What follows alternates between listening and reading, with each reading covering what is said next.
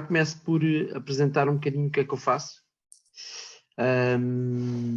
Eu tenho 48 anos, portanto trabalhei mais de 20 anos em diferentes companhias, nacionais e internacionais, a última das quais foi uma startup em Portugal, na área de Fast Moving Consumer Goods, na área onde eu ainda hoje me posiciono o meu negócio, e iniciei, tal como alguns de vocês estão agora a iniciar, o meu negócio em 2014.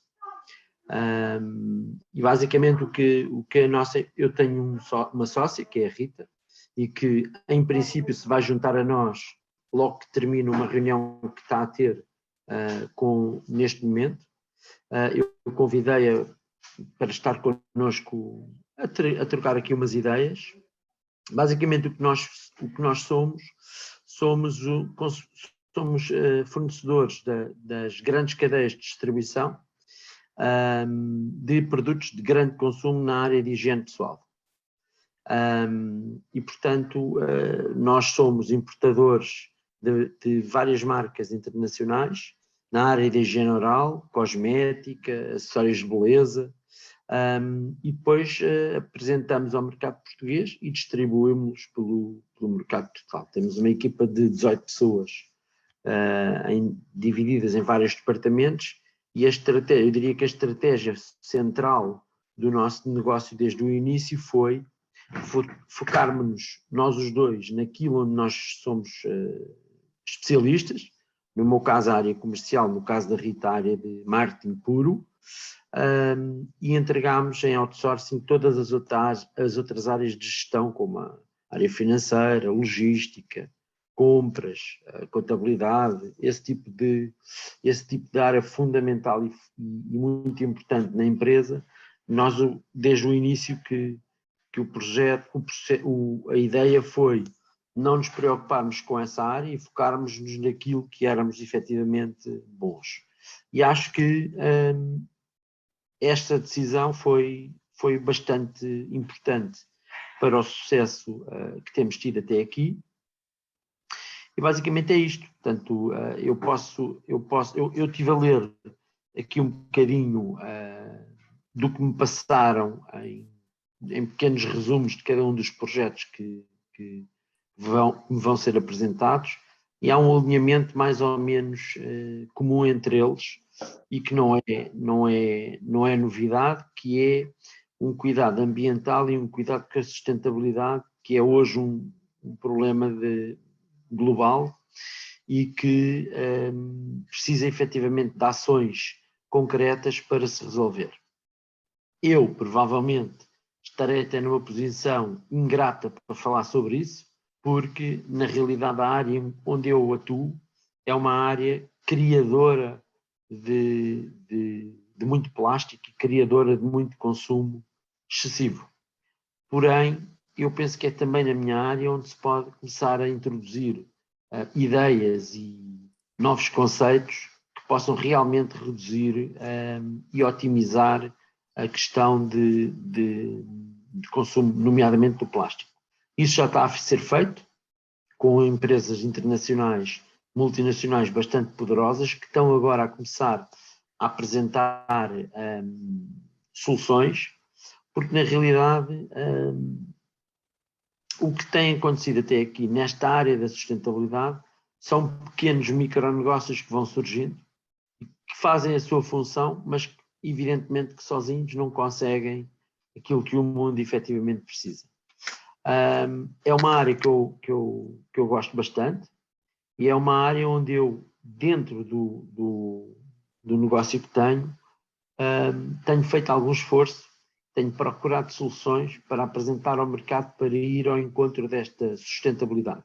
E é uma área, sobretudo eu noto, que há uma grande aceitação do ponto de vista dos compradores das grandes cadeias, porque os consumidores começam agora sim a preocupar-se com este tema. E isto eu diria que é um tema fundamental. Eu não conheço a formação de cada um de vocês, mas basicamente quem dita as regras quem dita as regras destas decisões, no fim da linha, são sempre quem consome. E, portanto, enquanto a consciência de quem consome não estiver no caminho certo, vai ser muito difícil no mundo fazer esta viragem. Agora, há países que estão num nível totalmente diferente do nosso. Eu diria que na Europa, talvez a Alemanha, na União Europeia, talvez a Alemanha seja o país que está um passo à frente dos demais. Fora da União Europeia, há alguns países que têm feito um trabalho efetivamente muito bom, nomeadamente a Escandinávia, neste processo que se pretende que seja um processo integrado entre entre todos os países, porque senão as coisas nunca irão funcionar, porque efetivamente a economia e a capacidade financeira dos consumidores dita muito o sucesso das medidas. E o problema disto tem sido sempre uma questão de escala. Eu vou-vos dar um exemplo. Nós temos uma das marcas que nós temos na empresa, é uma marca de higiene oral de origem norueguesa, que é a marca Jordan. É uma marca que vocês podem encontrar em qualquer cadeia portuguesa de supermercados, Continente, o Pingo Doce. É uma marca líder na Escandinávia e nós temos um projeto dentro da marca que se chama Green Clean. E basicamente a Green Clean é um segmento dentro da marca Jordan cuja preocupação principal é a questão ambiental. Em que é que isto se baseia ou em que é que isto se resume? As escovas de dentes, o cabo da escova de dentes é feito em plástico reciclado, ou seja, é feito de origem de plástico que é recuperado de alimentos, nomeadamente iogurtes, garrafas de água, garrafas de refrigerantes, e é transformado e é tratado para ser produzido as escovas em plástico reciclado. E depois as cerdas, que é uma das grandes dificuldades na reciclagem do plástico, tem a ver com os nylons das escovas de dentes, por exemplo. As cerdas dessa escova de dentes é feita com uma planta, que tem origem vegetal, completamente biodegradável, e portanto é uma linha ecológica, sustentável e amiga do ambiente. Qual é que é o grande problema? O grande problema, para já, é o custo do produto. Porque quando depois nós chegamos à prateleira, nós vemos uma vulgar escova da Colgate a 1,25 €. E a Green Clean, por muito esforço que nós façamos na cadeia de abastecimento, tentando otimizar transporte, tentando otimizar o fornecimento, os custos, etc., não conseguimos ir para um preço abaixo de 2 €. Esta diferença de 60% a 70%, no fim da linha, é o que vai decidir se o caminho tem sucesso ou não. A marca tem esta submarca tem imensa aceitação, temos um feedback espetacular dos consumidores que compram, mas claro, estamos a falar sempre de uma franja dos consumidores que tem capacidade de compra e que acumula a essa capacidade de compra a preocupação ambiental.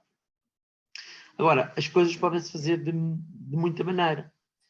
Por exemplo, ainda na higiene oral, um dos casos mais flagrantes que é falado é as próprias pastas de dentes virem na cartonagem. Tem havido muita pressão para deixar de ter as pastas de dentes dentro daquela caixa de cartão, porque basicamente a caixa de cartão, a pessoa compra a pasta e a caixa de cartão vai logo ao lixo, não é? E depois fica só a pasta. Qual é que é a grande dificuldade? Nós lançámos uma pasta em Portugal sem caixa e o consumidor não entendeu a vantagem. Não entendeu a vantagem porquê? Porque depois na prateleira perde-se impacto visual do produto. Portanto, ou há um movimento concertado de todos, para todos estarem em igualdade de circunstâncias, ou quem aparece a tentar a tentar um novo conceito e a tentar um novo approach ao consumo, tem muito mais dificuldade. Estamos a falar de algo absolutamente crítico e muito importante na questão da poupança energética, porque o tirar a pasta dentro, o deixar de vender a pasta dentro da caixa significa muita coisa. Primeiro significa desde logo o não excessivo consumo do cartão. O cartão não é um cartão reciclado, é um cartão trabalhado e impresso com uma série de comunicação e, portanto, não se pode dizer que é um cartão amigo do ambiente, primeiro ponto. Segundo ponto, no transporte há uma ocupação de espaço muito grande, porque a pasta fora da caixa, no mesmo transporte, ou no mesmo contentor, consegue-se trazer mais 50% de mercadoria, o que quer dizer que só por estes dois movimentos simples, havia um consumo, se imaginarmos a quantidade de pastas que se consomem por ano em Portugal, por exemplo, o consumo em Portugal de pastas, estamos a falar de cerca de 32 milhões de embalagens por ano. 32 milhões de embalagens por ano é algo muito, muito, muito significativo. E, portanto, isto significaria uma poupança em poluição ambiental no transporte, numa redução em cerca de 30% no transporte de mercadoria. É um bocadinho esta análise que eu posso ajudar a fazer. Agora, o que eu proponho é que eu passe a palavra, porque o que eu posso fazer é ajudar um bocadinho a dar algumas informações que possam ser úteis. Eu já percebi que há duas pessoas que não estão em Portugal. Eu não sei se conhecem o mercado português e a cultura portuguesa. Eu penso que, por exemplo, o Abraham está em Sevilha, correto? A cultura de consumo em Espanha, apesar da proximidade, não tem nada a ver com a nossa. E este conhecimento e esta avaliação da cultura de consumo nos diferentes países é também muito importante. Portanto, podemos abordar todos estes projetos em várias áreas, e o que eu gostaria agora era passar um bocadinho a palavra, cada um apresentasse um pouco o que é no fundo a sua ideia, e colocar-lhe algumas questões onde vejam que eu poderei ser útil, digamos assim. A bola está do vosso lado. Não sei quem é que se arrisca a começar a apresentar muito brevemente o projeto e alguns desafios que possam estar a sentir, quer nas áreas em que indicamos, não é? Quer a logística, o mercado, a relação com fornecedores, colocação na venda, não é? Portanto, estejam à vontade, porque se o Jorge também não souber responder, também não se atrapalha, e tudo o que ele puder ajudar, aproveitem-no bem, porque tem imensa experiência. Eu acho que há uma ideia generalista importante para toda a gente, que é, no processo de desenvolvimento de uma ideia como as vossas, vão surgir inúmeros desafios. Muitas vezes vocês vão sentir quase que vontade de desistir. De facto, vocês têm uma ideia na qual acreditam. Se a Shift Happens está-vos a apoiar, é porque também acredita nessas vossas ideias. Porém, todo o ambiente à volta deste desenvolvimento muitas vezes é complexo. Não percam o foco naquilo que é a vossa ideia e tentem sempre manter o mais simplificado possível os processos. Nós vivemos hoje numa era onde isso é mais fácil, numa época onde isso é mais fácil.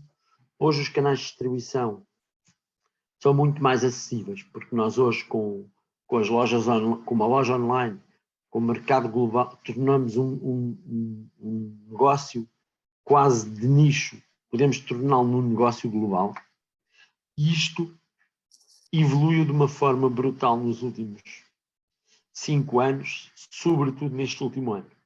E, portanto, eu acho que há uma viragem clara em 2020 a este nível, e quem está agora a pensar no negócio pode aproveitar isto como negócio, mas não só, porque estamos aqui a falar de algumas ideias que vão muito para além de um simples negócio. Obrigada, Jorge. Penso que a Não sei se Karina, alguém se quer... a Karina tem dizer, aqui a mão levantada. ou escolho eu.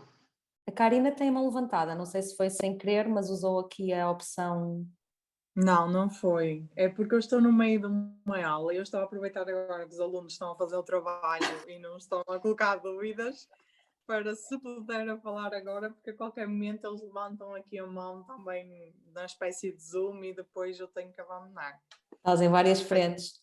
Karina, tu Exato. queres colocar as perguntas que enviaste, que enviaram por e-mail e depois... Sim, era um bocadinho por aí, sim. Então, rapidamente apresenta a Jade e... Exato, sim. Ok, então, a Jade é uma ideia de negócio que está ligada com as plantas que nós usamos no interior das nossas casas para decoração, digamos, e o objetivo é tentar tornar os acessórios dessas plantas mais ecológicos, que é uma coisa que nós agora não conseguimos encontrar muito no mercado. Então a ideia seria que, por exemplo, os vasos que atualmente são todos de plástico, praticamente, começassem a não ser de plástico, materiais alternativos, por exemplo, que os vasos chegassem, imaginemos, nós vamos ao continente, vimos imensas plantas, todas essas plantas estão num vaso de plástico. Eventualmente essas plantas podiam ser produzidas nos produtores que podem ser internacionais, mas podiam chegar já em vasos que não fossem de plástico, como já alguns focos, por exemplo, em fibra de coco, vasos de fibra de coco, e depois os vasos decorativos que continuam a ser de plástico também, maioritariamente, porque também são os mais baratos, e tentarmos tornar acessível vasos mais ecológicos, como ou de barro, ou de cerâmica, ou de outros materiais que nós ainda não sabemos quais são. E esse é então o nosso principal problema neste momento, é como descobrir, como chegar aos fornecedores desses materiais mais ecológicos. Nós temos a ideia, por exemplo, da fibra de coco, mas obviamente que não há coco, logo não há fibra de coco em Portugal, para começar, não é? Mas também, por exemplo, chegámos ao Brasil a uma loja que vende vasos de fibra de coco, mas não conseguimos chegar ao fornecedor em concreto. E depois nós tentamos pensar também um bocadinho fora da caixa, ou seja, eventualmente existem outros materiais que não são hoje usados para vasos, mas que podem facilmente vir a ser usados para vasos e adaptados para vasos ou suportes ou o que quer que seja. Mas nós estamos aqui presas nesta fase de não saber por onde ir, não saber quem procurar, onde procurar, e basicamente o nosso mentor disse que eventualmente esta ação poderia ser uma boa oportunidade para nos abrir um bocadinho o caminho, e é um bocadinho por causa disso que estamos, eu peço desculpa, que estamos aqui hoje. Estou eu, mas faltam mais duas colegas minhas, que também uma está a dar aulas e outra está a trabalhar, por isso não conseguimos estar aqui as três. Mas sim, Ana, depois eu não sei se apresentas então as nossas questões, senão eu para agora ainda consigo, está toda a gente caladinha, mas as nossas questões estão muito por aí, do género, então, como chegar a uma rede de fornecedores, como identificar, nós ocorremos que talvez exista alguma plataforma de procura por área, ou por tipo de produto, ou por tipo de material, matéria-prima, não sei, não faço ideia. Acho que vou parar um bocadinho aqui e dar a palavra, eventualmente, depois as outras questões surgem. O Jorge também recebeu as vossas questões, está bem? Eu tenho as questões por escrito, ok? E tive o cuidado de ler. Há dois caminhos que vocês podem optar. Até podem optar pelos dois. Podem optar por reciclar plástico já utilizado, ou seja, dar uma segunda utilização ao plástico, que é um dos caminhos. E há outra opção, que é encontrar soluções de outro tipo de materiais que possam servir de vasos. Aqui a grande questão, e que é a grande discussão neste momento, e antes de chegarmos à rede de fornecedores, eu desconheço que haja uma rede de fornecedores, porém vocês têm 2 entidades em Portugal que vos podem ajudar. Uma delas é a Quercus, que tem tem um particular interesse neste tema e vos pode alinhar. Eles têm uma equipa que apoia muito todo este tipo de situações. E outra opção é a Sociedade Ponte Verde. Porque a Sociedade Ponte Verde é quem gera a recolha dos lixos separados em Portugal, e eles, depois de transformar esses lixos, têm fornecedores a quem entregam esses materiais. E, portanto, eles têm possíveis listas de fornecedores que vos podem ajudar na parte da transformação do plástico. Há sempre aqui uma coisa muito importante. Eu vou dar aqui um exemplo, que eu acho que através dos exemplos é sempre o mais fácil. Ao abrigo deste projeto que nós estamos a desenvolver com a marca de higiene oral, nós vamos lançar uma campanha agora neste mês de junho, que é uma campanha inovadora, que vão ser colocados numa série de lojas retalhistas uns receptáculos para a escova de dentes. O que é que nós estamos a dizer às pessoas? As pessoas, quando vão ao supermercado, levam a sua escova de dentes antiga, depositam a escova de dentes antiga nesse receptáculo e, como troca, recebem um vale de desconto para comprarem uma Green Clean. O que é que nós queremos comunicar às pessoas? Que, indiretamente, nós vamos pegar nesses plásticos que eles inutilizaram com a escova usada e vamos dar-lhe uma segunda vida. Que não vai ser a escova Green Clean, porque nós não temos, em Portugal, não conseguimos encontrar a solução para produzir a escova com o plástico que vamos recolher, então tivemos que adaptar a ideia. E a ideia que nós adaptámos foi, nós somos parceiros de uma associação portuguesa que é o Surf Adaptado. Basicamente é uma associação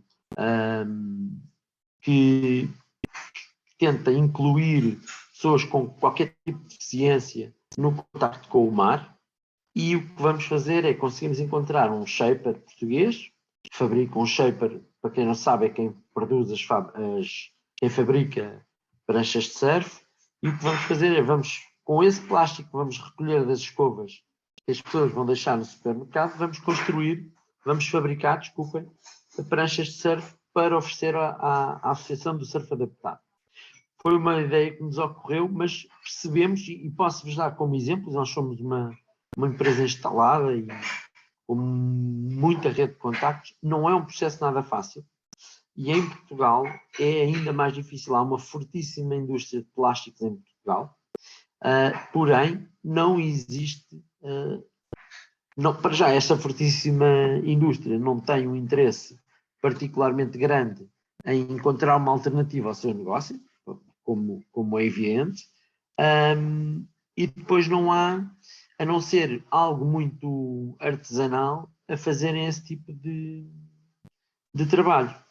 Portanto, aquilo que eu vos posso aconselhar é isto, tentarem, através destes dois contactos, tentar ver se conseguem chegar a algum contacto, a algum dado importante. O que eu vou também fazer é, posso-vos tentar saber internacionalmente se alguém me consegue indicar alguém que possa fazer isso noutros países. Eu, por exemplo, há uma série de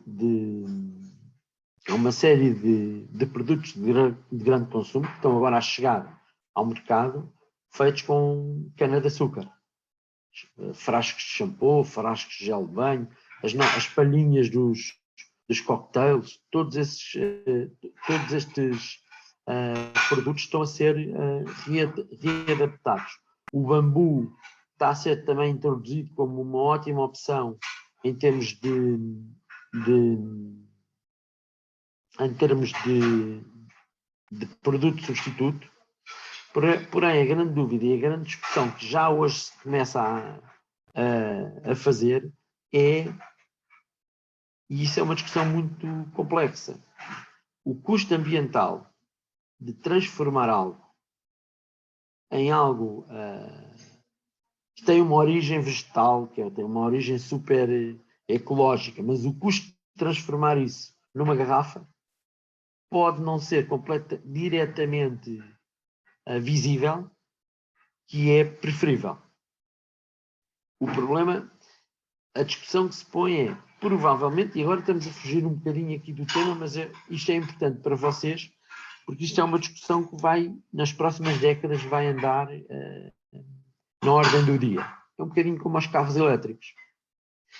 Se há quem defenda, se de repente todas as pessoas decidissem ter um carro elétrico, o custo de reciclagem das baterias desses automóveis ia ser pior, o custo ambiental ia ser pior do que mantermos tudo como está. E por isso é que há muita gente, alguns especialistas, que o que defendem é não substituir os produtos que usam só plástico por outros, mas sobretudo reduzir drasticamente o consumo desses produtos. E isso é que há muitas maneiras de o fazer. Ou seja, nós compramos uma garrafa de água cada vez que bebemos água, em vez de fazer isso, temos uma garrafa que reutilizamos.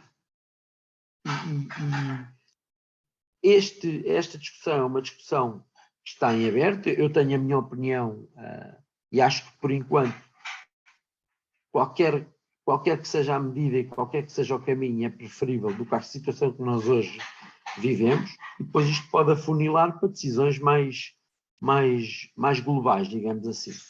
Mas isso é, como vocês todos estão muito focados nesta questão ambiental, é uma coisa que vocês, quando chegarem ao comprador, quando chegarem à cadeia de distribuição para vender os vossos produtos, vão-vos perguntar. Porque eu digo isto porque a Karina, um dia que chega vamos supor, a um produtor de plantas e lhe propuser, olha, eu proponho que você faça entregar pelo menos uma linha das suas plantas com o meu vaso. O meu vaso é feito com fibra de coco. Vou-lhe perguntar, ok, mas qual é a origem da fibra de coco? De onde é que o coco vem? As pessoas que apanham o coco são exploradas ou não são? Quem é que ganha dinheiro na intermediação do coco? Qual é a poupança que nós vamos ter com a utilização da fibra de coco neste material? Tudo isso é algo que temos que ter resposta bem pensada para o fazer. Porque eu, por exemplo, aqui a grande... Eu tenho um bocadinho de tendência de me alargar um bocadinho na minha conversa. Isto é realmente um tema que eu gosto. Eu há 2 anos visitei pela primeira vez São Tomé e Príncipe. E fiquei, como a maior parte das pessoas que visitam a ilha, fiquei maravilhado com as pessoas, com as paisagens, com a riqueza natural que a ilha tem. E vim de lá com uma vontade enorme de fazer alguma coisa por aquelas pessoas, porque as pessoas vivem efetivamente num nível de pobreza elevado, pese embora não haja fome, não haja... Quer dizer, as crianças não são subnutridas como outros países de África, vivem mal do ponto de vista de bens materiais, mas vivem felizes, que eu acho que isso muitas vezes até acaba por ser mais importante. Mas eu pensei assim, isto porquê? Porque eu tenho um produto que é feito com óleo de coco. E tenho outro, que é um desfoliante, que é feito, hoje em dia, não sei se vocês sabem, mas deixou de ser proibido, passou a ser proibido, muito recentemente, a utilização de partículas de plástico na cosmética. Era uma coisa que, possivelmente, não sei se vocês sabiam, mas aqueles esfoliantes que se compram em supermercado, a partícula que ajudava na esfoliação da pele, muitas vezes era de origem de plástico. E, portanto, hoje já não é possível. Tudo que hoje se está a entregar, olha, já temos aqui a Rita Olá, é a minha... David. Bem-vinda, Rita, obrigada. Olá. Então, desculpem lá este atraso, mas tinha uma coisa A marcada. Rita é minha sócia, é a minha esposa. O projeto que nós iniciámos ambos, e temos os dois um fascínio muito particular pela sustentabilidade, pela economia sustentável, chamemos-lhe assim. Rita, eu estava aqui a explicar um bocadinho duas coisas. Já dei uma ideia de tudo o que nós desenvolvemos com o Green Clean, porque é um bom exemplo do que é que se pode fazer a um nível de grande consumo. E agora estávamos aqui já a funilar para cada um dos projetos. E estávamos para já a falar sobre o projeto JADE. Basicamente é um projeto da Karina e de mais duas pessoas, que têm uma ideia de desenvolver algo muito simples, entre aspas, e que é muito interessante. Basicamente é, para algo tão vulgar como as plantas que nós temos em casa a decorar a casa, substituir esses vasos por algo mais sustentável. Ou seja, podia ser um vaso com fibra de coco, um vaso... A Karina deu esse exemplo, mas pode haver soluções de várias origens. E estávamos um bocadinho, agora estávamos aqui a alargar, estava a contar a história de que quando ao visitarmos São Tomé e Príncipe, eu no regresso, e como temos um produto que é feito com óleo de coco e outro que é um esfoliante com aroma a coco, uma coisa que era espetacular era utilizar as cascas do coco semi-destruídas e usá-las como esfoliante. A dificuldade que há em chegar à fala com o governo são tomense, sem que haja uma exploração direta das pessoas que têm coqueiros no seu quintal, que era essa a ideia. É muito grande, todos estes obstáculos são a maior dificuldade que um empreendedor que tente fazer este movimento tem. Isto antes de começarmos a pensar onde produzir, ou seja, ainda não estávamos nestas dúvidas da Karina, estávamos só no início de, ok, haverá uma associação lá que recolha os cocos onde nós possamos fazer a importação? Haverá uma linha de contentores de abastecimento que traga os contentores e que transporte esse material para Portugal? E depois então é que poderíamos pensar onde é que iríamos fazer a transformação cá. Nem chegámos aí, porque esbarrámos completamente na burocracia são tomense e na política são tomense. Esta é a realidade e é algo que vocês vão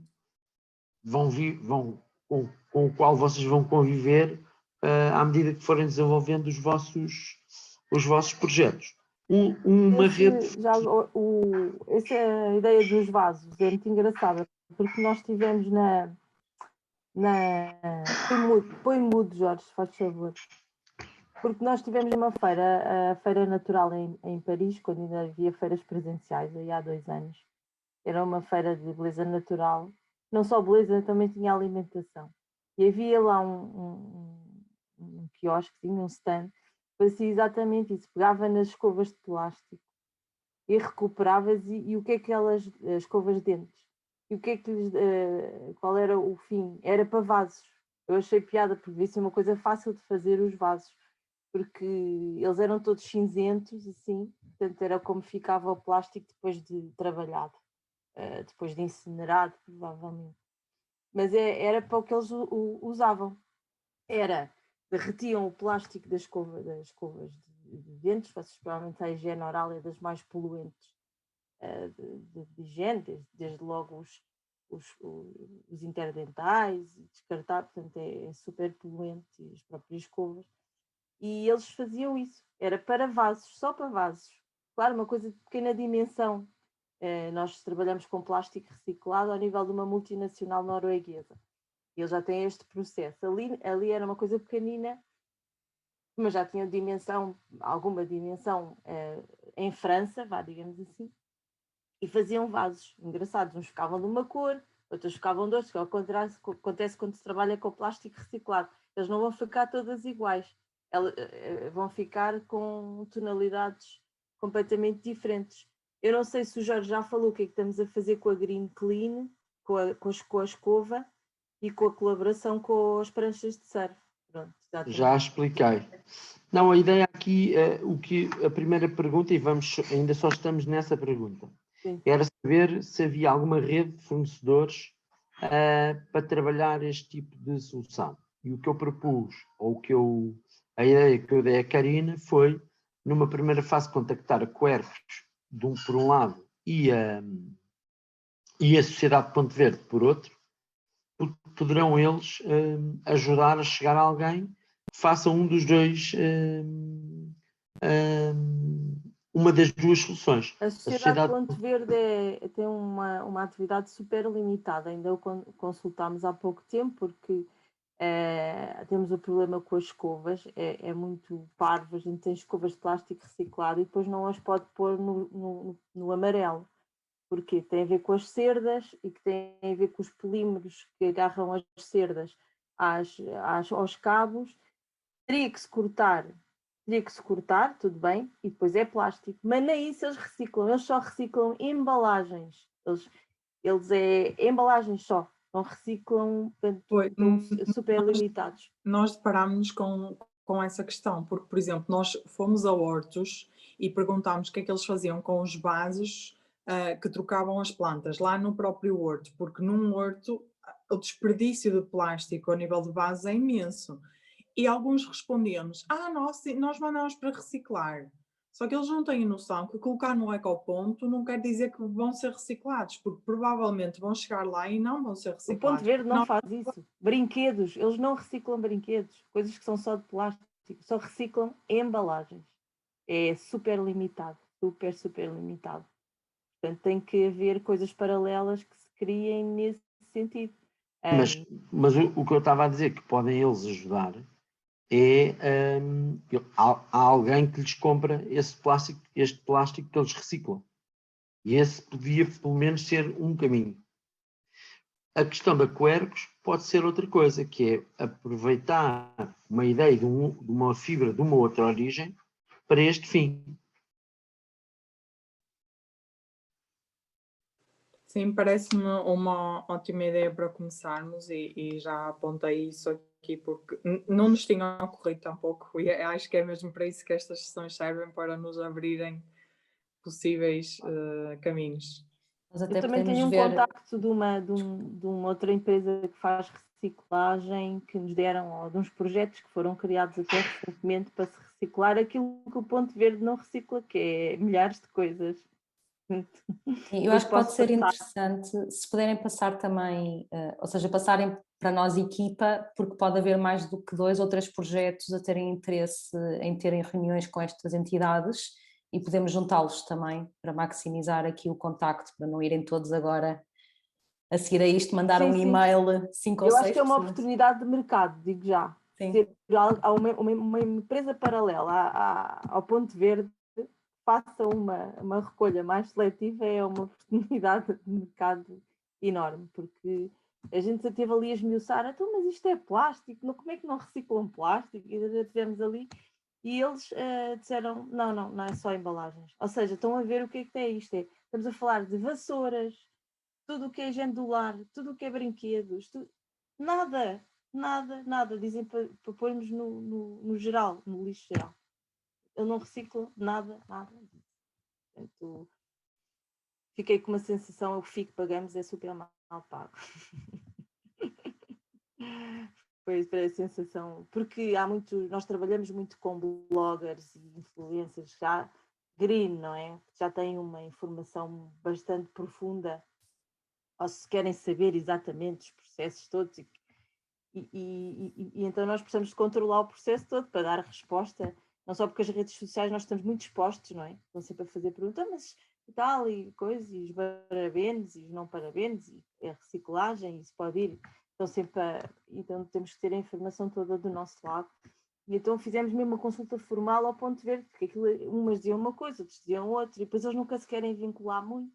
Temos que perguntar diretamente, não, desculpem lá, tenho uma coisa de plástico, não é uma embalagem, é o próprio produto, mas é só plástico, até por acaso é plástico reciclado e vou pôr no indiferenciado, Sim, nós é só embalagens. Aliás, nem brinquedos, nem higiene do lar, nem acessórios do lar. Mas então, por exemplo, isso é um problema cá português, não é? Porque Pelo eventualmente... menos em Portugal é um problema, sim. O que eles me disseram, por exemplo, na Noruega, que é a origem da marca, é que pode ir para a reciclagem desde que se tire as cerdas. Ou seja, pronto, tem sentido, não é? Pronto, porque os tais polímeros que há, metálicos de ligação, portanto, e tem sentido, não é? Tira-se as cerdas, é plástico, é plástico. Portanto, tem a ver, pelo exemplo que eu tenho, tem a ver sim com a atividade muito limitada do nosso sistema de reciclagem. Assim. As cerdas, neste caso específico, já estou a entrar por um pormenor, não são feitas reciclagem em termos internacionais mesmo.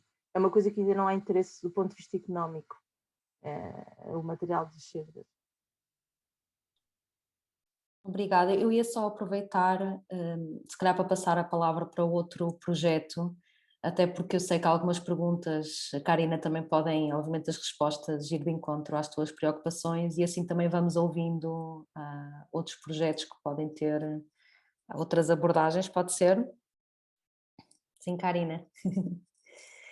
Não sei se algum dos outros projetos quer avançar já com a apresentação e uma outra pergunta específica.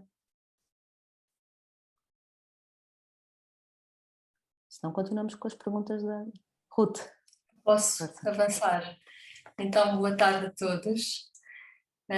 Sou a Ruth. O meu projeto começou com uma viagem a Moçambique há 2 anos atrás, uma viagem missionária, e foi extremamente impactante ver a quantidade de lixo que existe naquele país. Eu fui investigar um bocadinho, aquilo mexeu muito comigo quando cheguei cá a Portugal, e descobri que muito desse lixo é exportado dos países desenvolvidos, nomeadamente o lixo têxtil, é exportado para países subdesenvolvidos. E foi aí que surgiu a ideia de criar um projeto que colmatasse um bocadinho este problema da reciclagem dos resíduos têxteis, porque, como já falámos, há vários handicaps aqui na área da reciclagem, e um deles é a reciclagem têxtil. Portanto, o que existe cá em Portugal são os contentores de recolha de roupa para uma segunda utilização, mas roupa que esteja estragada, velha, rota, não existe nada. Ou seja, toda essa roupa está a ir parar a aterros, e nós estamos a enviar cerca do equivalente a um caminhão por segundo, todos os dias, para aterro, só em roupa que não pode ser, que não é reciclada.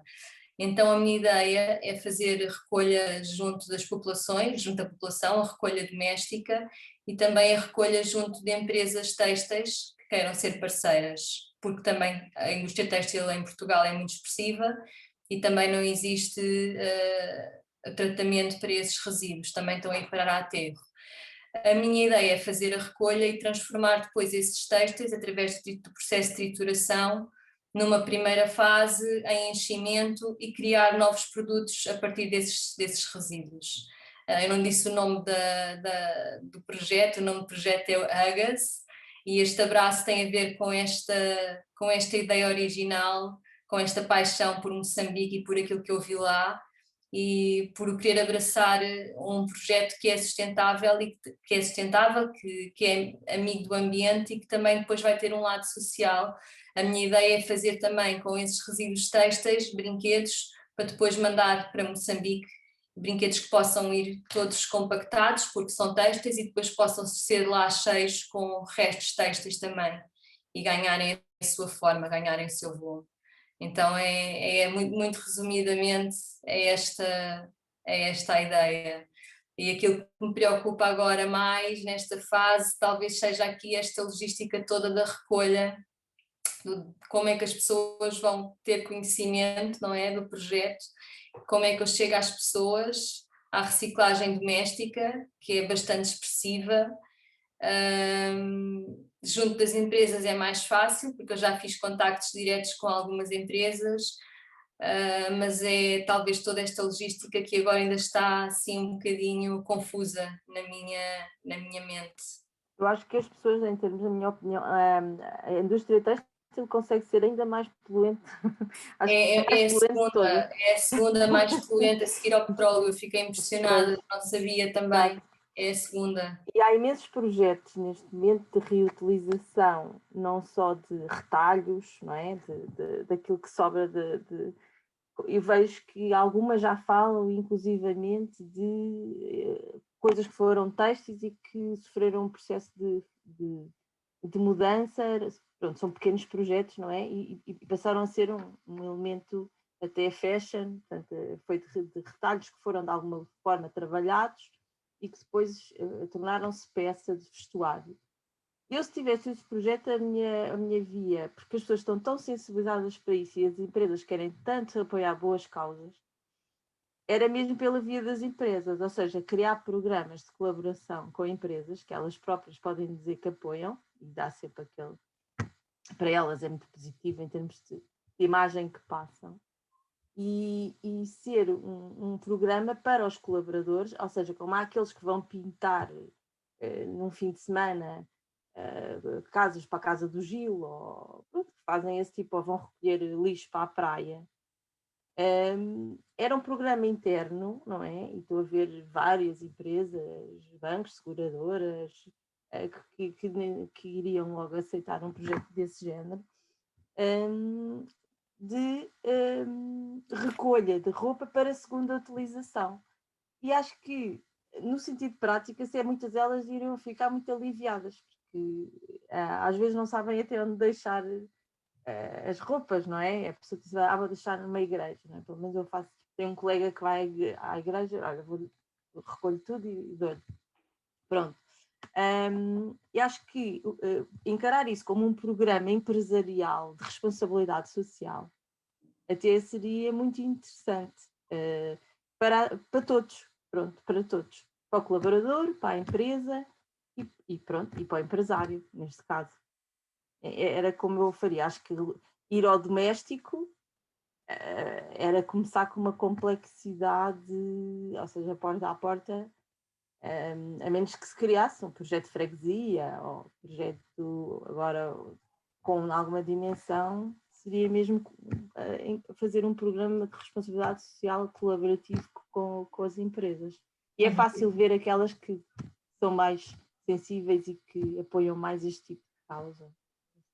Okay. Eu acho que pode haver eu diria que pode haver dois caminhos. Ou se uma empresa com cobertura nacional e que possa, inclusive, promover, apoiar e até, talvez, em parte financiar, pelo menos com ajuda. Eu imagino, por exemplo, uma EDP, que está neste momento a comunicar as energias renováveis, poder abraçar um projeto deste género. E depois, se eles quisessem ser participativos, ajudavam no tratamento de se concentrar as recolhas, ou seja, disponibilizavam um espaço nos seus balcões para a recolha do resíduo e ajudavam em concentrarem num local onde é que se juntava, portanto, a recolha do país todo. Porque assim teríamos uma abrangência portuguesa. Outra opção seria, por exemplo, os Correios. Os Correios têm uma abrangência também nacional e têm a capacidade de transportar, porque eles próprios transportam coisas e, portanto, conseguiriam conciliar isso. Outro modelo possível é começar localmente com um poder local, com uma autarquia que abraçasse a ideia, e isso muitas vezes acaba por ser muito mais fácil. Encontrar uma autarquia que queira ser pioneira nesse projeto, e a dificuldade depois vai ser sempre deixar de ser localmente daquela autarquia e passar a ter abrangência nacional. Mas pelo menos serviria como experiência e um teste piloto aprendizagem. Que apresentar como uma boa prática aos outros, não é? Sim. Eu diria até que a maior dificuldade no projeto da RUT vem numa fase mais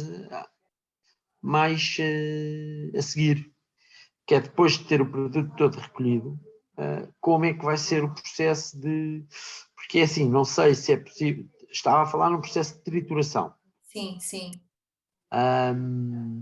Mas depois era para criar novos tecidos o produto só desfeito. A minha ideia futura é criar novos tecidos, mas eu preciso ainda de bastante tempo, eu já estou a fazer testes com isso, mas preciso ainda de bastante tempo para chegar a resultados conclusivos.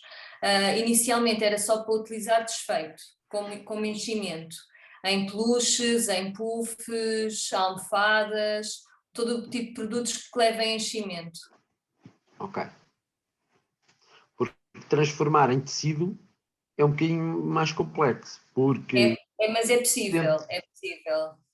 depende Mas da origem de cada resíduo, não é? a minha ideia é mesmo conseguir misturar tudo, porque por separação já existe, já há empresas a reciclar, por exemplo, ganga, algodão, como calças de ganga, e a transformar em novo fio. Aquilo que eu quero fazer é mesmo não ter de separar todo o têxtil misturado, poder fazer um novo têxtil.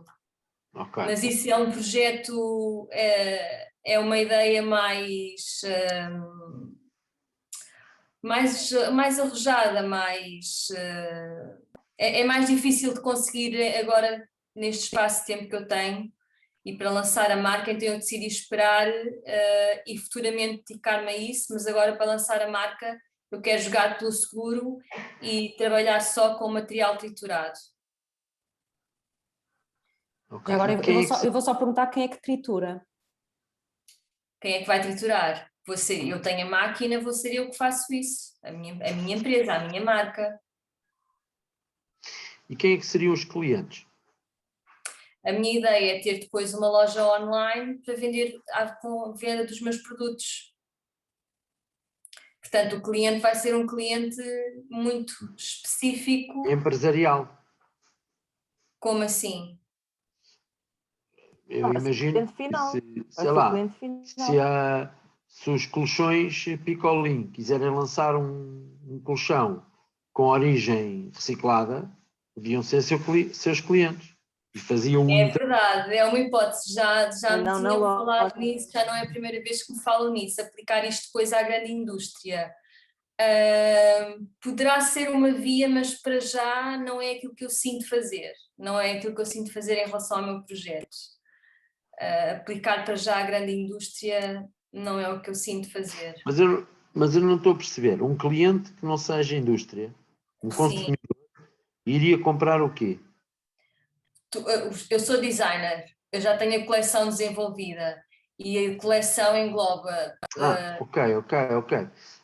Porque não era só, você não ia só triturar. Não, Pois, não, não, não. ok. Não, não, eu sou designer, já fiz a Ok. coleção, já tenho a coleção desenhada, já tenho alguns Ok. produtos feitos e, portanto, Já seria a percebi. coleção que eu desenhasse, sim, a marca Uggaz. Ok, já percebi. Eu acho que isto surge muito esta recolha porque a Ruth não encontrou um fornecedor que lhe desse este tecido triturado Não existe. como ela quer. Então ela de Não repente o existe porque negócio não dela existe a tem. recolha, cá está, não Exatamente. existe a recolha, não existe nada. Os têxteis em Portugal estão completamente esquecidos. Porque mesmo a roupa que vai para doação, hoje em dia nós com a fast fashion consumimos tanta roupa que a roupa que é doada para os contentores é muito superior à procura pelas instituições. É muito superior, então muita dessa roupa é exportada para os países subdesenvolvidos, como a África. Volta para os países que a produz, só que como lixo. E é um problema para aqueles países, acaba com a economia têxtil local também, não é? E acaba muitas vezes lá em aterros. Portanto, isto é mesmo um problema grave. A seguir ao petróleo, a indústria têxtil é mesmo o segundo poluente, maior poluente.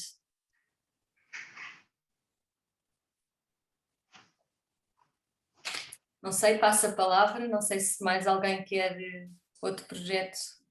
Sim, Ruth, já agora, nem estou aqui Designer. eu, se tu não equacionas colocar o teu produto noutras lojas, ou seja... Também é uma hipótese, sim, fazer parcerias com outras lojas. Há muitas Lojas lojas físicas. agora, sim, muitas lojas green, sustentáveis, Sim, naturais, abrem muitas, estão a abrir muitas. Para além das cadeias que também estão interessadas nisso, como o Go Natural. O Go Natural, por acaso, não tem nada têxtil, né? É só alimentar e de higiene pessoal. Mas pronto, há muita loja. E online também podes pôr a vender nas lojas online de terceiros, não é? Sim. Podes criar coleções, inclusive podes criar coleções para empresas. Portanto, é Para as outra marcas, coisa engraçada. sim. Podes criar, que eles podem até fazer como as prendas de Natal, imagina. Pode ser coisas personalizadas para prendas de Natal, sim. Esse é um bom caminho também. Criar soluções que possam ser gifts institucionais. Isso é uma boa ideia, porque uma empresa que quer ter uma conotação ecológica e sustentável, sobretudo na comunicação interna, pode ser um bom cliente, porque, sei lá, quer seja um estojo, um necessaire de beleza, uma mochila, um saco para o computador, uma mala de computador, qualquer coisa que seja efetivamente gira e diferente, pode ser um ótimo gift para as empresas darem, oferecerem. Sim, porque os próprios gifts de Natal caíram um bocadinho de moda por causa da questão da sustentabilidade, não é? Porque agora todos dizem, em virtude, deixámos de ser prendas de Natal porque sustentabilidade e tal, e portanto até procuram produtos alternativos. Se já ajudar a economia circular, já é uma coisa que se torna moda facilmente, não é? E reforça o posicionamento da empresa junto dos seus próprios colaboradores. Isso é importante.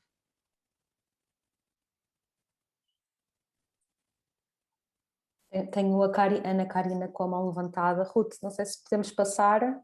Claro que sim. Obrigada. Ana Karina, queres estar? Olá, boa tarde. O meu projeto são calçados confortáveis, sem gênero, sem origem animal e que sejam então veganos e sustentáveis. O projeto já está em andamento aqui no Brasil e a minha ideia é levar para Portugal. E a primeira coisa que eu me deparei com o projeto foi se a produção em Portugal, no primeiro momento, na hora de chegar, vale mais a pena do que fazer a parte de importação e aí entender essa logística. E outra coisa que eu tenho dúvida é sobre esse produto, quando chegar, como que funciona a parte de nacionalização desse produto, se a produção é melhor fazer a montagem em Portugal, trazer os produtos, ou começar com os fornecedores que eu tenho aqui e levar, ou eu fico um pouco confusa nessa área. E eu também queria entender, eu tive uma conversa esses dias com a minha mentora, e aí uma das coisas que a gente se deparou é como entrar no mercado português, que gere interesse e essa expansão pela Europa, inclusive, de ter esse produto sustentável no mercado. E aí minha dúvida é na parte também de estocagem e de envio para outras áreas da Europa também. Começo eu a dar a minha. Eu acho que a maior preocupação inicial tem a ver com a questão da importação. O trazer mercadoria do Brasil para Portugal está debaixo de regras de importação que são controladas pela União Europeia, algumas delas com elevada taxa de protecionismo à indústria local. E não podemos esquecer que Portugal é um dos maiores produtores de calçado do mundo. Isso pode ser uma oportunidade ou um obstáculo. Eu diria que, provavelmente, será sempre preferível fazer, chamemos-lhe a montagem, em Portugal. Porquê? Porque o produto acabado terá sempre um maior constrangimento alfandegário do que um produto de matéria-prima. Porque, no fundo, se tu trouxeres o que vai trazer o valor acrescentado ao produto é a sua produção e não a matéria-prima. Portanto, a entrada de matéria-prima seja a origem do Brasil, seja a origem de outro país que não a União Europeia, será sempre muito mais facilitado do que o produto acabado. esse é uma questão muito importante. A segunda questão que eu acho que é relevante é, eventualmente, poderá ser relativamente fácil encontrar em Portugal um parceiro para a produção, porque existem muito poucas marcas de calçado portuguesas, mas existem muitas marcas de calçado mundial que são produzidas em Portugal. E, portanto, a indústria de calçado está muito enraizada no norte do país e há uma grande experiência na produção do mesmo. E, portanto, eu penso que isso aí não vai ser obstáculo. Depois, a questão aqui tinha a ver com o transporte. Será sempre também economicamente mais viável transportar matéria-prima do que o produto acabado. E, portanto, para além do benefício ou da vantagem em termos alfandegários, também tens do custo de transporte. Um aspecto importante que foi ressalvado, eu acredito que Portugal é uma boa porta para entrar no mercado europeu, eu não tenho dúvidas disso, porém, infelizmente, eu tenho que admitir que do ponto de vista de burocracia e diria que dos órgãos que em Portugal tutelam o controle de importação e de exportação, são muitas vezes um obstáculo para este tipo de projeto. Mas já agora eu queria perguntar, portanto, isto é uma marca própria, não é uma marca para terceiros, certo?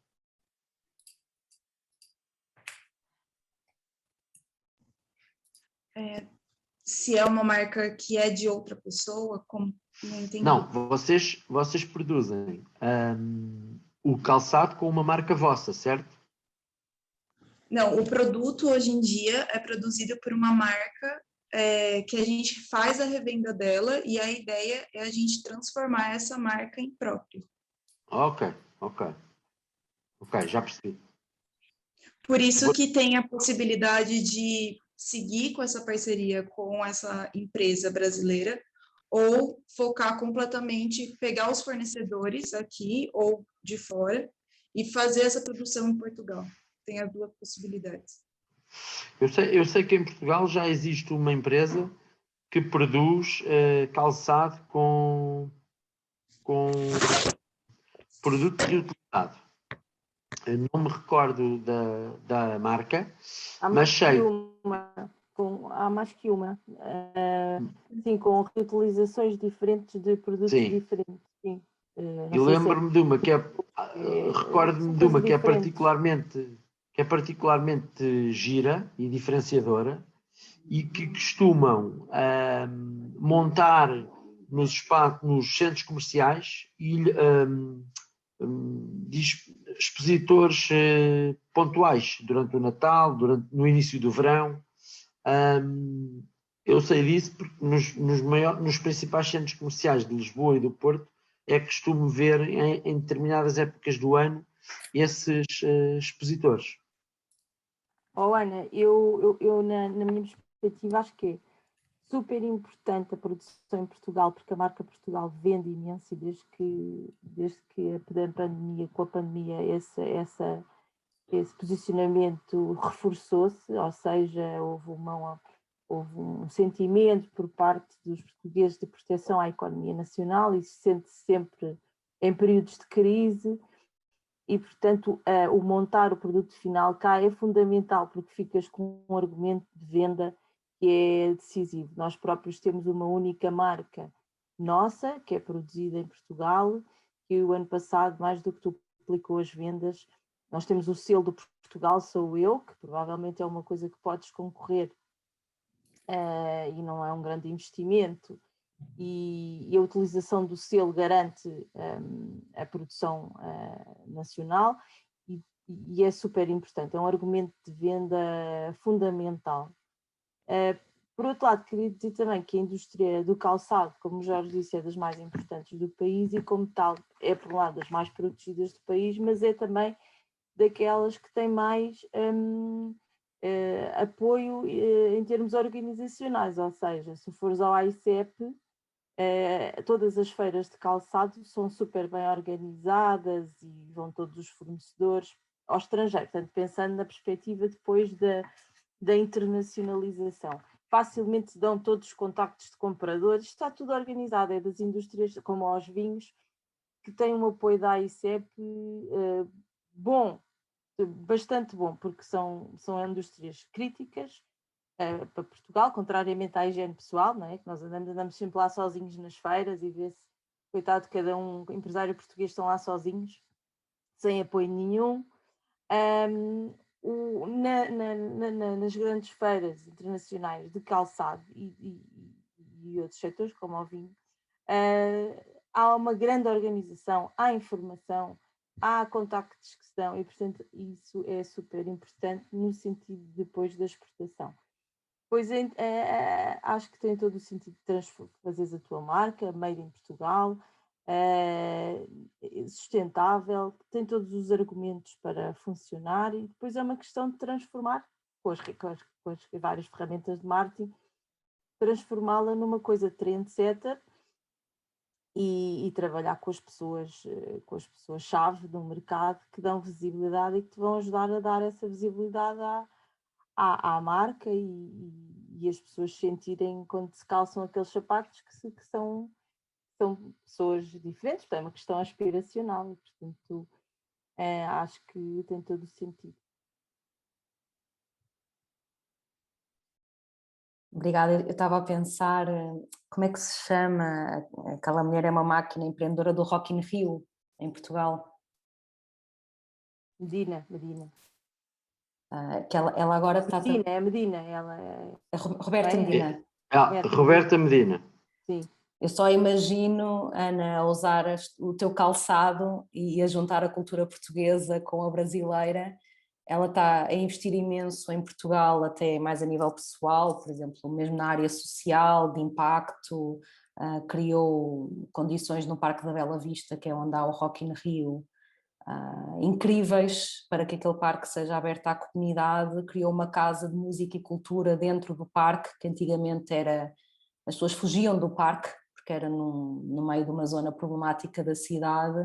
Portanto, há pessoas também em Portugal que até podem ajudar a criar a relação, não é, das duas culturas. Não sei se isso faz sentido, mas temos visto imensos empreendedores que vêm do Brasil e que estão, de facto, a contribuir muito para uma cultura de impacto positivo social em Portugal, seja através da música, de mensagens de empoderamento feminino, que tu tens imenso, não é, Ana? Ana também tem esta parte da igualdade de género, empoderamento de ambos, de todos.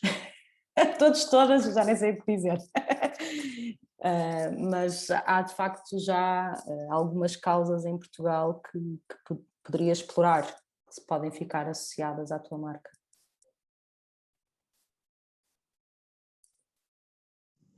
E a minha outra dúvida seria como que funciona a logística de enviar esses produtos. Eu percebi que o melhor jeito de entrar com menor investimento inicial seria pela parte online. E por site... alguma loja online, não é? Porque isso permite logo começar a comunicar internacionalmente. Independentemente disso, acho que há redes de distribuição de compradores de calçado lá fora que rapidamente localizas e sabes quem são. E se tu venderes Eggsworks, não é? Eles é que te vêm buscar ao teu armazém os produtos. Mas o envio, como que funcionaria? Por exemplo, existe empresas internas que fazem para a Europa inteira esse transporte? Se tu venderes Eggsworks, quer dizer preço na fábrica. Ou seja, tu estás quietinha e eles é que vêm buscar o produto. Normalmente é assim. Se for... Eu penso que a Ana se estava a referir agora mais nas entregas da venda online, certo? Do produto. Há muitas empresas, a DPD, há muitas empresas que já fazem entregas no mundo. Normalmente, se tu tiveres o produto armazenado no Brasil, se for essa a ideia, terás sempre que escolher uma... Não era essa a ideia? A ideia é levar o produto estar em Portugal e dali de Portugal fazer a distribuição. Ok. Mas estás a falar ao consumidor final, não é? Em termos de loja, ou seja, estás a falar na logística ao consumidor final, não estás a falar da logística ao cliente, ao intermediário. O intermediário, ele vem-te buscar, é fácil, ou qualquer transportadora internacional te envia, leva-te ao teu intermediário. Se for ao consumidor final, há empresas, por exemplo, é a diferença entre uma Torre Estira ou uma Luís Simões, que são transportadores internacionais e que fazem transporte de paletes para o teu distribuidor inglês, para o teu distribuidor francês, os teus compradores, ou se for ao consumidor final, há estas empresas, a DPD, eu estou-me a lembrar da DPD, a DHL, DHL, há imensas empresas. Que são o de encomendazinhas, não é? É o que levam aí a Mango, que levam-te a Zara, que levam... Em termos de custo, por exemplo, para teres uma ideia, em Portugal, tu consegues entregar até 5 quilos, imagino que um par de sapatos, um par de calçado não pese 5 quilos, mas qualquer volume até 5 quilos tu consegues entregar com o custo mais ou menos de 3,5 €. Para teres uma ideia. Se quiseres incluir a União Europeia, esses 5 quilos, através de uma DPD, para entregar, por exemplo, na zona de Paris, sobe-te o custo para 12 € sensivelmente. E em termos de prazo, em Portugal tu consegues entregar em 48 horas, sem grande... Ou seja, do momento em que tu... Se estiveres bem preparado à questão de recepção de encomenda e preparação da caixa para expedir, do momento que te vem a recolher até o momento que chega a quem comprou, podes contar sempre no máximo com 2 dias, 48 horas. Se for para qualquer país da União Europeia, vai depender muito do país de destino. Se estivermos a falar de uma Espanha, de uma França, uma Bélgica, uma Holanda, onde as linhas de logísticas são muito intensas, em 3, 4 dias o produto chega ao destino. Se estivermos a falar já de uma Polónia, uma Hungria ou uma Grécia, já será diferente. Já demora sempre mais, depois têm que fazer cross-docking noutras paragens. Mas isso é relativamente fácil. A parte difícil desse processo é os automatismos, se quiseres criar automatismos no processo.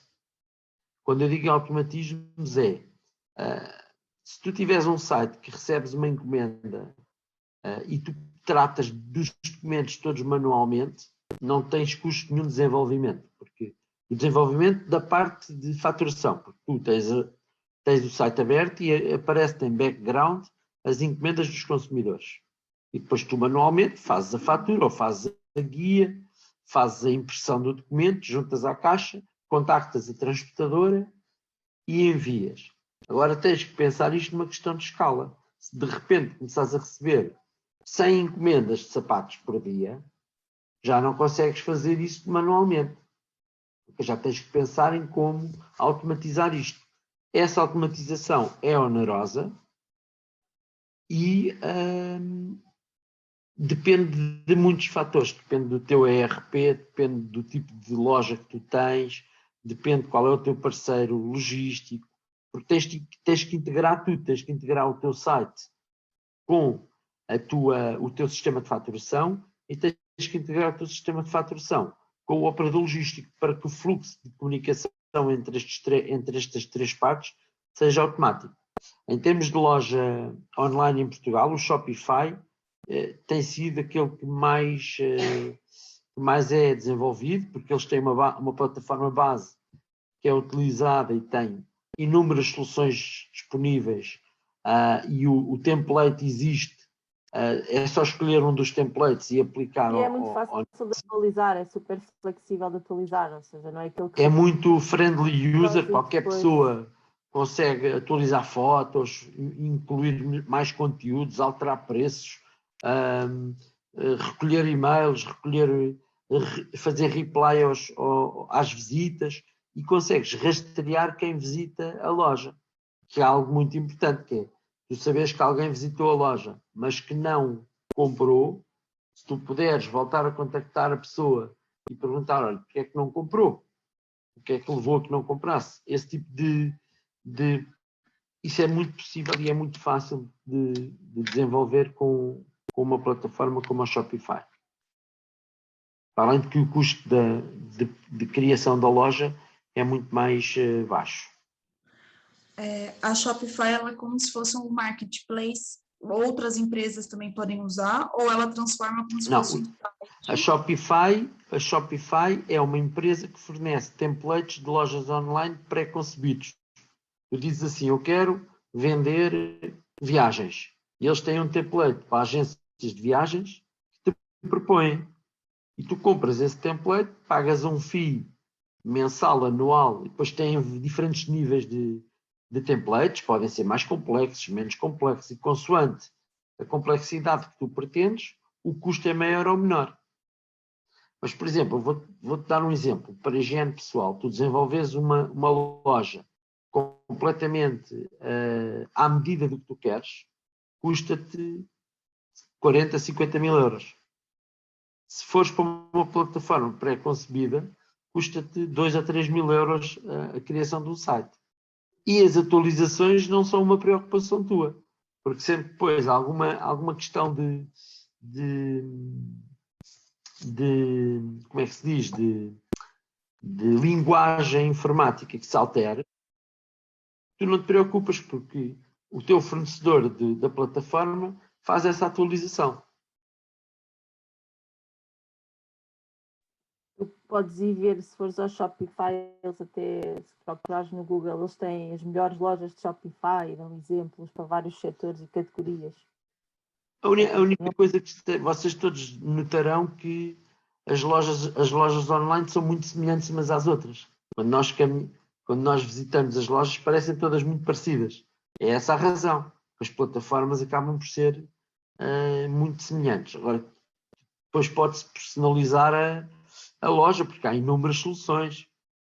Estão a ver? Mas Sim, um vai conceito. desde o pacote básico ao premium, não é? Portanto, Claro. Tudo isso acrescenta funções. Depois há, claro, uma ligação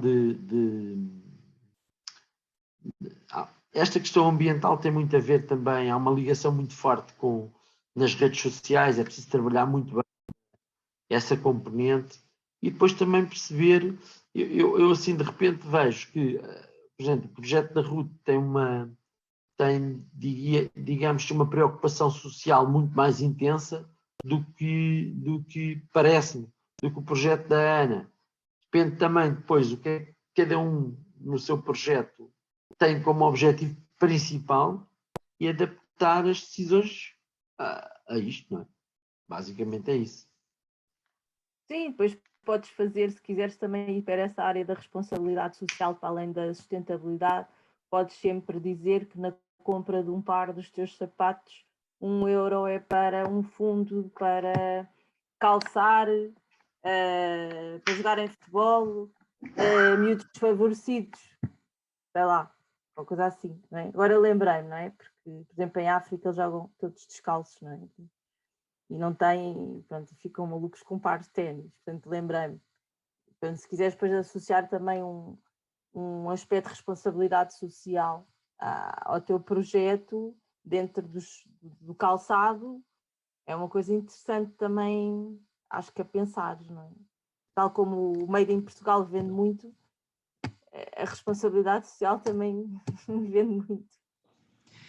A minha dúvida sobre o projeto social, a princípio, aí namorei, eu faço projetos sociais, mas com viés para animais. Aqui no Brasil tem muito animal abandonado e vira e mexe eu dou um valor, mas não é algo tão constante e tão explícito.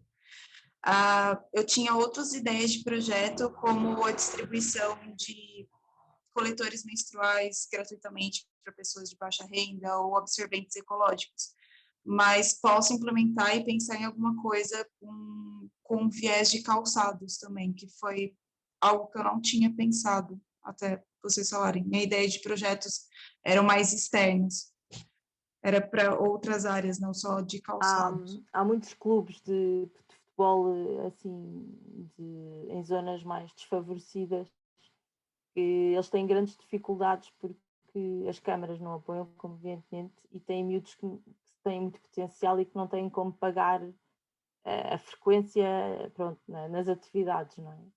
E são muito importantes apoiar esse tipo de associações desportivas.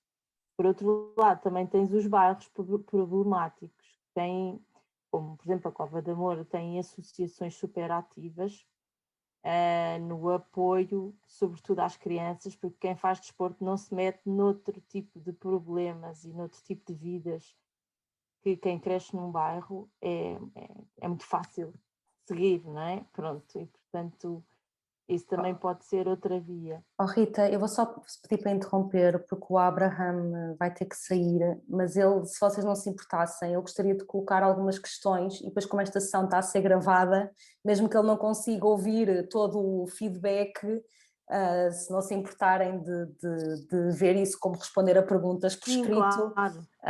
Abraham, queres colocar então as tuas perguntas? Sim, obrigado. Desculpem, porque eu tenho que sair mesmo para conversar com os clientes. E está muito interessante. Eu queria saber vários pontos. Ao começo, falou que tem muitas diferenças entre Espanha e Portugal, né? Na hora da logística e na hora do consumo. Eu gostaria muito de saber quais são essas diferenças. Porque, só muito brevemente, eu trabalho também como fornecedor. Eu comecei faz 2 anos e trabalho com várias marcas europeias. E a verdade é que eu estou aprendendo fazendo. Eu cometi muitos erros, estou aprendendo mesmo. E agora estou num ponto de criar minha própria marca, né? E estou na área de alimentação dos produtos gourmet. Eu trabalho com café de origem. Então, por um lado, quais são as diferenças entre Espanha e Portugal? Porque um dos países que eu gostaria de expandir seria para Portugal. 2, na área da logística, como fornecedor, como trabalhar com esses clientes? Porque para mim, às vezes, é difícil distinguir ou separar clientes particulares, como pessoas que gostam dos produtos, ou clientes que são lojas, ou clientes que são também fornecedores para outro tipo de lojas. E às vezes para mim é toda uma bagunça e não consigo criar como uma logística certa, clara para cada um. Estou dando uma resposta diferente. E às vezes para mim é bem difícil tentar integrar tudo isso. Não sei se vocês tiveram esses problemas quando começaram, mas para mim está sendo um deles, né? E simplesmente saber um pouquinho como vocês chegaram a criar essa logística toda para fornecer a todo um país como Portugal, né? Essas seriam minhas perguntas assim, mas eu tenho que sair. Okay. Obrigado. A questão cultural é uma questão muito importante, porque há de facto muitas diferenças de consumo entre os portugueses e os espanhóis. A primeira grande diferença, até mais fácil de compreender, até tem a ver com os momentos de consumo, a forma como é consumido e os locais onde é consumido. Quando observamos, por exemplo, o café é bastante mais cultural em Portugal do que em Espanha. Porém, talvez seja uma das áreas onde é mais complexo a introdução do projeto de café em Portugal. Há uma marca dominante que tem café. Eu percebi aqui pela descrição do projeto que o objetivo é trazer cafés de especialidade de vários agricultores e de países diferentes. Isso, num conceito mais industrial, já existe até pela própria Delta. A Delta tem lotes de origens distintas. Agora, sem saber o que é esta questão da diferenciação do café de especialidade, é mais difícil para nós respondermos. Eu diria que Portugal é um bom consumidor de café, mas se olharmos para os rankings mundiais, não é dos maiores consumidores de café. Eu estou a falar de toneladas, ou seja, se olharmos para toneladas por milhão de habitantes, não é dos países que mais consomem. Há países que consomem bastante mais. Não sei a diferença de Portugal para a Espanha. Agora, o tipo de consumo é que é muito particular. Nós, basicamente, eu penso que não, eu vou falar um bocadinho de cor, mas não andará muito longe que 75% do consumo de café português é café expresso. É consumo em café expresso. E há outros países, como por exemplo os Estados Unidos, que é exatamente o contrário, não consomem café expresso, consomem café, o chamado café de saco, e que vendem como, e que consomem quase como long drink ou como bebida de acompanhamento. E os Por isso é que ingleses também. Por isso é que consomem muitos quilos, muita tonelada por ano, porque olham para o café como uma bebida, quase como uma bebida como água. E nós não, nós olhamos para o café como aquele momento especial que nós temos a seguir a uma refeição ou a meio da manhã. Portanto, nós apreciamos mesmo o café. E o nosso café é um café muito particular, porque quando olhamos para um café expresso em Portugal, um café expresso noutros países, há diferenças claras. Eu diria que talvez Itália tenha um tipo de consumo muito parecido ao nosso no ponto de vista de café, mas de resto os outros países não me parecem iguais. Agora, evidentemente que é um ótimo país para vender café, sobretudo está aqui uma ideia de fornecer em dois formatos muito específicos, um deles o formato standard, ou seja, moído ou em grão, imagino eu, em saco, ou então em cápsulas, e que é que entra uma área que eu acho super, super importante. Um dos temas também do momento na questão da sustentabilidade tem a ver com o que é que acontece com as cápsulas de consumo de café doméstico, porque de facto as cápsulas que há no mercado não têm uma solução, desde logo porque têm uma componente plástica e uma componente metálica, portanto não podem ser, como a Rita explicou ainda há pouco, quem trata da reciclagem de plástico não a pode utilizar porque a cápsula tem metal, e portanto as cápsulas da Nespresso vão diretamente para um aterro, não são reutilizáveis. E aqui o que na descrição sumária do projeto do Abraham diz é que o projeto é fazer as cápsulas numa polpa vegetal totalmente biodegradável. Isto era, eu diria que era uma grande inovação e trazia algo verdadeiramente novo para o mercado. Do ponto de vista de logística, é muito simples em Portugal. Há inúmeros operadores logísticos com cobertura nacional e eu diria que os custos logísticos em Portugal são... quando eu falo em logística, não estou a falar de transporte. Estou a falar de logística pura, que é armazenagem e preparação de encomendas. É dos custos mais baixos da Europa. O transporte é exatamente ao contrário. Isto tem a ver com o nosso preço da gasolina, dos mais altos da União Europeia, porque tem uma componente de impostos gigante e porque as nossas vias rodoviárias são quase todas elas pagas com taxa. E, portanto, aquilo que se poupa na armazenagem e na preparação gasta-se depois no transporte. A ter em conta, não andará muito longe pensarem que o transporte custará sempre algo entre 7% e 10% da vossa operação líquida final. Ou seja, da vossa margem bruta total, vocês têm que ter sempre para transporte, armazenagem e entrega, sensivelmente 10% do negócio. Isto, na nossa área, é um bocadinho inferior. Estamos a falar de produtos de grande consumo. Cada vez que entregamos uma palete cheia de mercadoria com um valor de entrega bastante elevado. Quando fugimos do grande consumo, não andará muito longe dos 10% o custo logístico. Agora, há inúmeras empresas em Portugal que podem fazer essa cobertura. Nós trabalhamos com uma que é a Torre Steel e que trabalha bem. Entrega em qualquer local de Portugal e em qualquer local da Península Ibérica, e também é fácil, ou também é possível, montar uma operação logística concentrada em Portugal ou em Espanha, mas com entregas ibéricas. Portanto, não é inviável. Em termos de clientes, em Portugal há uma grande concentração, se falarmos em supermercado, porque eu diria que este tipo de café, ou este tipo de projeto, pode ter dois caminhos. Pode ter o caminho de ser vendido no supermercado para consumo em casa, ou pode ter o caminho de ser vendido para cafetarias que vendem um café especial. E esta é logo a dificuldade. Estamos a dizer que em Portugal um café custa 70 cêntimos. O preço médio de uma bica em Portugal deve ser 70 cêntimos. Em Espanha um café custa 1,5€, por aí. Esta diferença é um grande obstáculo para entrar em Portugal. Estamos a falar de metade do preço. Quando depois escalamos esse preço que o consumidor paga cá para baixo, sermos competitivos é complicadíssimo.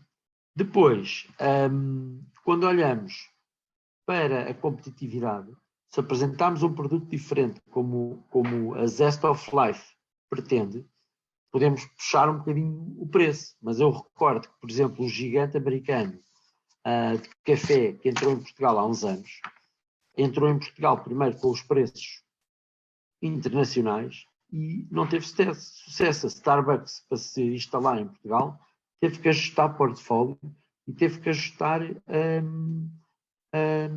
os seus preços. Eu recordo, por exemplo, que a própria McDonald's, por exemplo, que veio sem café, teve que criar condições de servir um café. Ou seja, há realmente enraizado em Portugal o conceito de consumir café. E, portanto, tudo isto podem ser vistos como oportunidades ou como grandes obstáculos. Em termos de canal Horeca, por exemplo, os hotéis, os cafés, não é? A solução que eu estou a ver é fazer parcerias com distribuidores de bebidas que tenham algumas bebidas complementares e nunca concorrenciais, não é? Porque há distribuidores de bebidas que também terão interesse em oferecer uma marca de café. Imaginem que são um distribuidor de bebidas que até tem bebidas naturais, com algum posicionamento natural, e que ao associarmos com estes distribuidores de bebidas, rapidamente consegue-se uma distribuição no Horeca, não é? Em termos dos cafés, restaurantes e hotéis, mais rápido. E tem-se a distribuição deles, não é? Pronto, depois, na perspectiva dos cafés, será muito importante, e na perspectiva do próprio consumidor final, a visibilidade que a marca terá, nomeadamente a questão de ser uma linha mais sustentável de cafés e, portanto, criar todo um material de ponto de venda pronto, nesse posicionamento, não é? E de certeza que haverá cafetarias e clientes muito interessados numa marca assim, não é? E aí tem que se investir bastante, é ter um posicionamento de preço mais elevado, mas também dar material de grande qualidade ao lojista, digamos assim.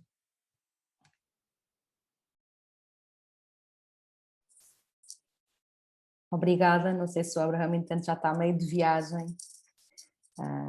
que ia ter com os clientes. Nós temos Sim, obrigado. Ainda estás aí. Está correndo, mas eu não queria perder tudo o que eles têm para fazer. Eu não sei se eles vão estar em Lisboa, porque eu gostaria muito de visitar e talvez continuar conversando com eles. Não sei. Sim, nós estamos na margem sul.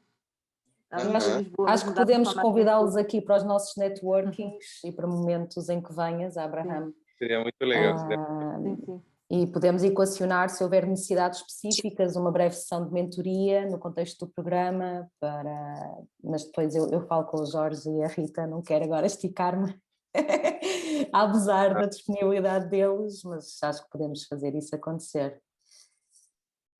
Jorge e Rita, acho que não abuso. Sim. Neste momento um de nós vai ter que sair, não é? Não sei se... Sim, nós temos ainda... Temos uma mão levantada da Ana Karina. Às 6h30. Sim. Ou ele ou eu temos que abandonar, digamos assim. Sim, mas é mesmo esse o prazo, é mais 15 minutos. Eu não sei se a Ana Karina levantaste a mão para alguma pergunta específica, senão também podemos depois fazer um wrap-up e libertar-vos. A dúvida que eu tenho é que foi interessante a levantada da questão sobre a sustentabilidade. Vocês acham que o consumo sustentável de produtos, além de produtos de moda e tudo mais, também é forte em Portugal? Consumo de calçados, e qual que seria, por exemplo, o diferencial? O que faz uma pessoa comprar esse produto? Se é o preço ou se é o impacto ambiental? O impacto ambiental não é de todo uma coisa neste momento mais importante na cabeça do consumidor português, face comparativo, por exemplo, com um consumidor alemão ou francês. São os grandes motores, digamos assim, na Europa destas tendências. Mas é um aspecto diferenciador. A pandemia veio acelerar essa tendência, e se o preço não for um obstáculo, ou seja, se o preço não for muito mais elevado, as pessoas optam por produtos sustentáveis, até porque gostam de ostentar e optam por produtos sustentáveis. Mesmo que não se preocupem nada com o ambiente, por uma questão de marketing pessoal, é bom dizer que se preocupam por produtos sustentáveis. Portanto, agora, a questão do preço não pode ser um obstáculo. E isso normalmente só se consegue com a massificação da produção, ou pronto, que é aquilo que os franceses e os alemães já têm, não é? Há uma coisa que eu queria dizer e que eu acho que pode ser relevante para os projetos todos, porque uma coisa que é curiosa é que todos os projetos aqui apresentados têm esta preocupação ambiental e ecológica, de sustentabilidade. Os consumidores deste tipo de produtos são consumidores que vão procurar profundamente a origem dos produtos. O que é que eu quero dizer com isto? Quem oferece este tipo de produtos tem que ter efetivamente uma consciência ambiental, de sustentabilidade profunda, porque qualquer incongruência encontrada pelo consumidor deita abaixo o projeto. O que é que isto quer dizer? Isto quer dizer que se nós oferecemos um produto sustentável, mas depois usamos, sei lá, mão de obra infantil no país de origem para produzir os produtos, isso é meio caminho andado para os produtos, para o consumidor não optar por este produto. Este é um tipo de consumidor muito especial, porque vai profundamente procurar o que é que está por trás do projeto. E, portanto, isso é algo que é importante e que é relevante, não é? Há coisas, quer dizer, há muita maneira de mostrar a consciência e a preocupação. Não pode haver uma falta de lógica nas coisas.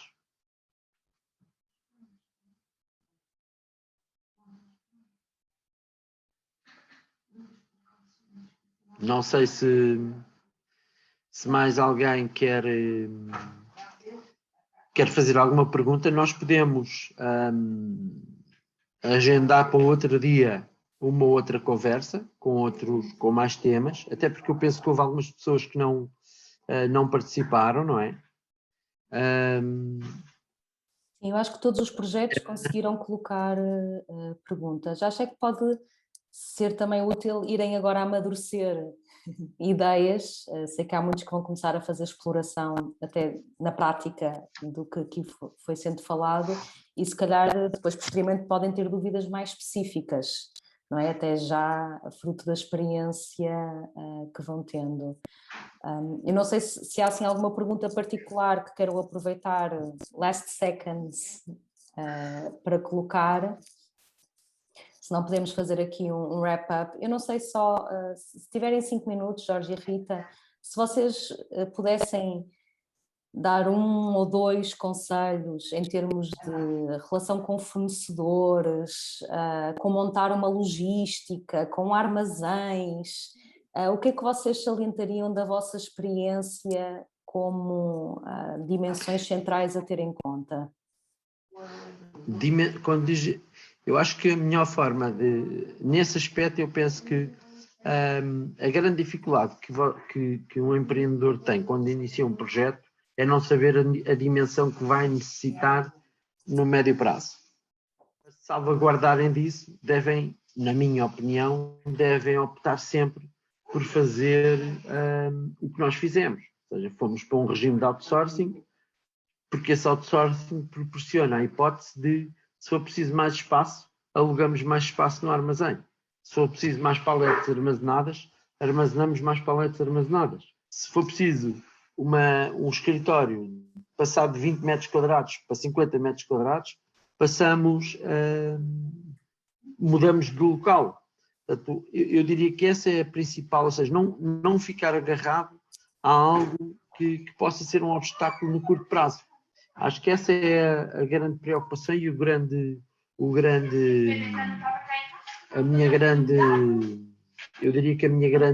meu conselho, digamos assim.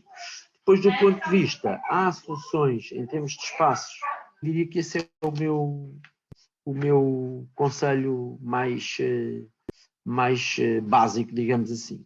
Depois há outra dificuldade que vão ter sempre, que é a questão, questão financeira. É muito difícil fazer andar as coisas sem dinheiro disponível, sem tesouraria, e esse é um obstáculo para o qual têm que estar preparados. E há sempre surpresas. Há muitas surpresas que vão surgir, há sempre custos que não estão pensados e que vão surgir, e, portanto, devem ter sempre uma preocupação de, eu diria mesmo, de poupança. Ter o maior controle possível e procurar sempre aquilo que é a solução mais viável, sem perder a eficiência da funcionalidade do que procuram.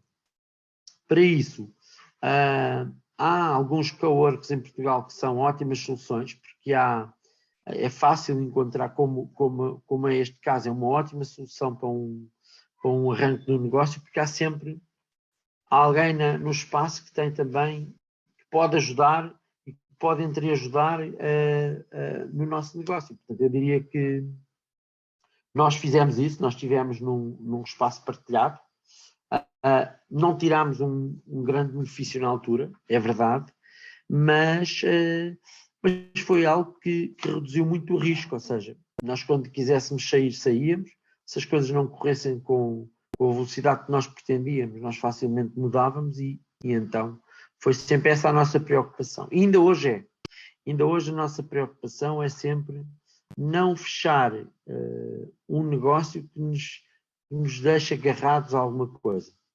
Estão a ver? Tipo, fazer sempre, sei lá, aluga-se um escritório, deixar sempre uma cláusula que nos permite, se quisermos sair, podemos sair a meio do contrato. Porque esse tipo de falta de cuidado que pode haver numa fase de arranque pode depois hipotecar desenvolvimento futuro. Se tivermos esse cuidado é sempre mais fácil. E depois, claro, se for necessário recursos humanos, aí teríamos aqui muita coisa para falarmos.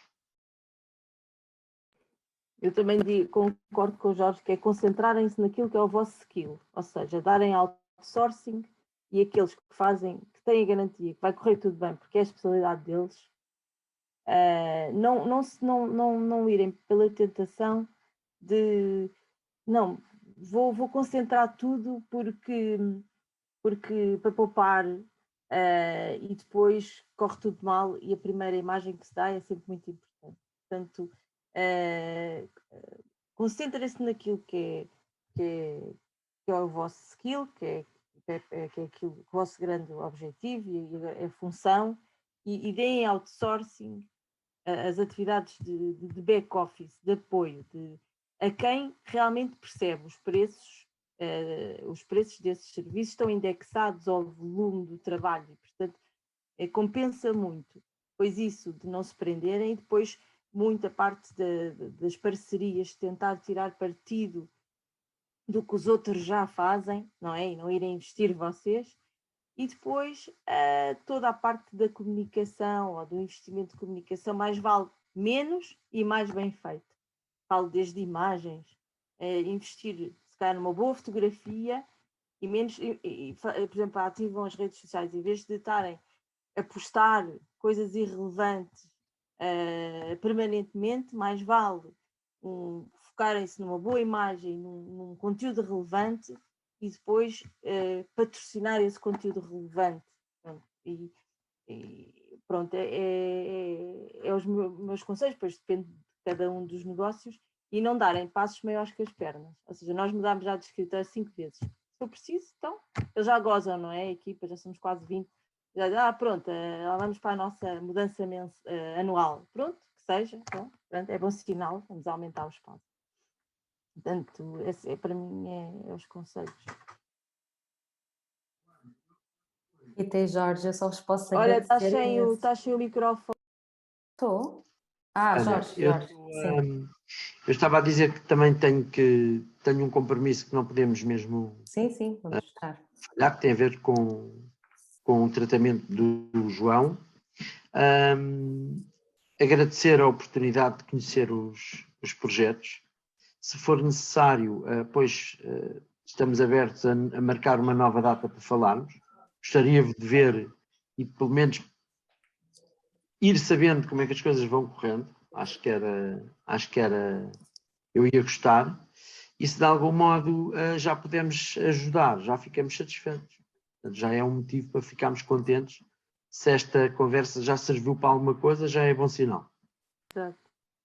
E parabéns a todos, porque todos os Pela projetos iniciativa, que são apresentados têm muita lógica e acho que têm muitas pernas para andar.